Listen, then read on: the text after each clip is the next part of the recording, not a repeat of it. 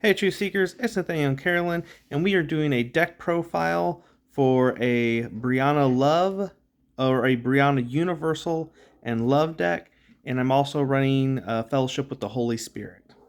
So, Breanna has the ability that says, before the game begins, you can separate any 3 cards from your deck and place them face down beneath this card. Once per turn, you may select one of those cards and place it in your hand. And we are also running 3 fasting because being able to have more power cards for your universal is pretty good. I have 1 Holy Spirit standard power cards because sometimes Quillo needs to grab that. And then I have 4 love power cards.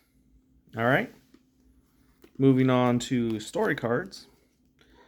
For draw power, we run 2 The Rich Fool and 2 Fishing Nets. The Rich Fool lets us draw the bottom 3 cards of our deck, and Fishing Nets lets us draw 2 cards, but if it was the last card that in our hand, we get to draw 4 cards instead. We run 1 Runaway. Probably could bump this up, but right now 1 is okay. And then for equipment, we run 3 Broken Jars, 2 Paul's Chains to help search out cards, and 2 tools of the trade because the power of Universal Animo seems to be comboing with additional virtue points. And so the virtue points that we're going to be focusing on for our love is going to be Tools of the Trade and Broken Jar for our Universal. Of course, Broken Jar can be attached for anything for a Universal cost. One of the cards we do place under Breanna is a Paul's Chains, along with a Fasting Power card.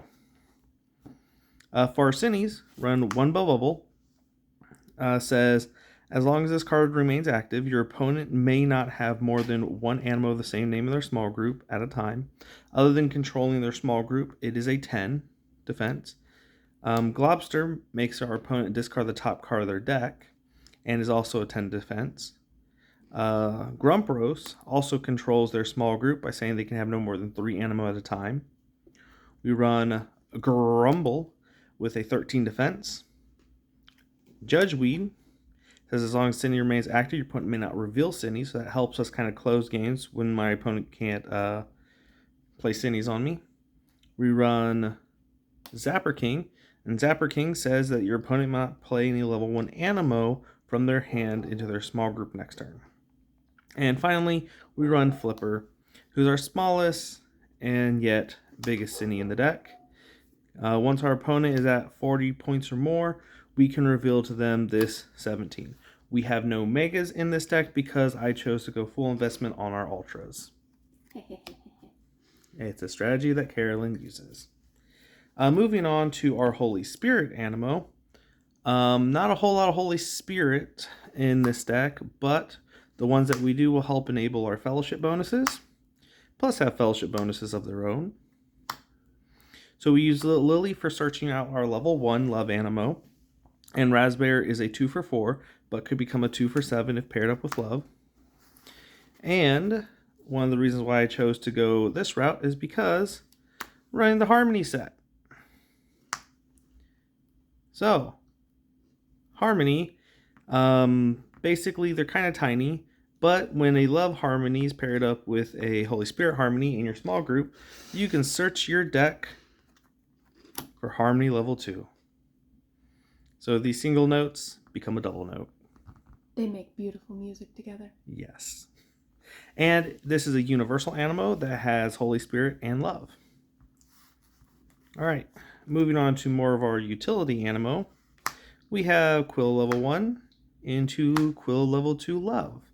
This allows us to search our deck for 2 standard power cards and place them directly into our small group.